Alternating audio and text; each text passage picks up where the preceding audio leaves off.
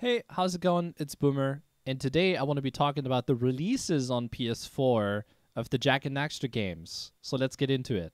I got the game exactly at midnight, December 6th, when the game was supposed to release. So I already have a little bit of insight on how they play and how they feel and all of that stuff. First of all, Jak 1 hasn't changed a whole lot.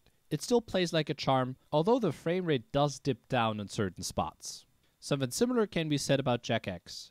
The game runs fairly smooth, although it has a couple of hiccups here and there. And also, I encountered a weird graphical bug where the camera was zooming in, or where there was a blur effect that kept zooming in, and it made me kind of feel sick after a while. I'm hoping they're gonna get that patched soon, but besides that, I think it plays kind of well. I don't really know how to feel about Jak 3 though. In plenty of spots, full fluid 60 FPS, but then at others, it was a stuttery mess close to the Vita release of the remastered version. I'm really hoping that they're going to roll out some optimization patches so that that's going to get fixed, but only time will tell. And finally, we have Jak 2, which I saved for last. That game actually surprised me, and not in a good way, and I'll tell you why. Right off of the bat, when I first booted up that game, I noticed that it runs significantly slower than the other versions. I wasn't too sure if that has to do anything with lag, the hardware not being able to render it properly, but it turned out to be something way bigger. So I just ran a straight line from point A to B, which is shown on this map right here, and I'll let XTVaser record that so he can make a comparison for us. He then compared my PS4 version with his PS2 version, and it turns out that the game runs about 16% slower. So as of right now, we are assuming that this has to do with any PAL releases. They originally run at 50 Hz, and maybe when porting the games over, something went wrong that we just don't quite know about yet. Anyhow, since the NTSC version for me hasn't released as I'm making this video, I can't confirm or deny this. This needs to be patched though, because I personally believe it makes the game unplayable. I had several people over on my Twitch chat that were telling me that they cannot watch this because it doesn't feel right. But even if it is a PAL exclusive glitch, and let's say it would be patched today, I still feel like there was a lot of lag going on.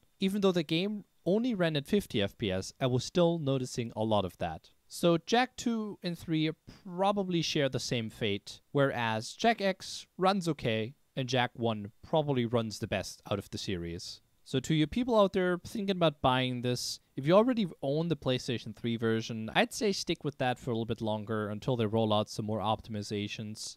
But if you're looking into speedrunning the series, I can hardly recommend it. Jak 1 probably runs the best out of those games for speedrunning.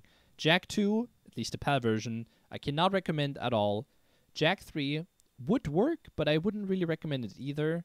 And Jak X, you could run that. I'd like to note though that I'm not that active in terms of Jak X, so what I am saying here needs to be taken with a grain of salt. At this point, I'd like to answer some questions. First of all, how does the camera control in Jak 2?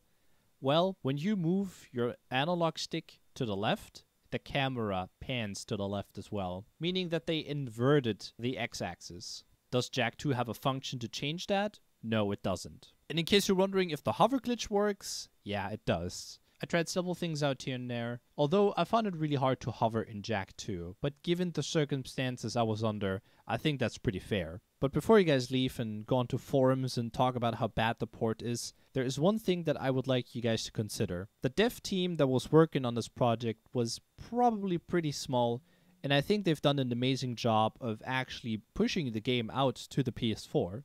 Heck, we have another system we can play the Jak games on now. I'm pretty sure that some things I've mentioned can actually be fixed with a quick patch, and it is just that they didn't know about certain things, especially pointing at Jak 2's PAL version here.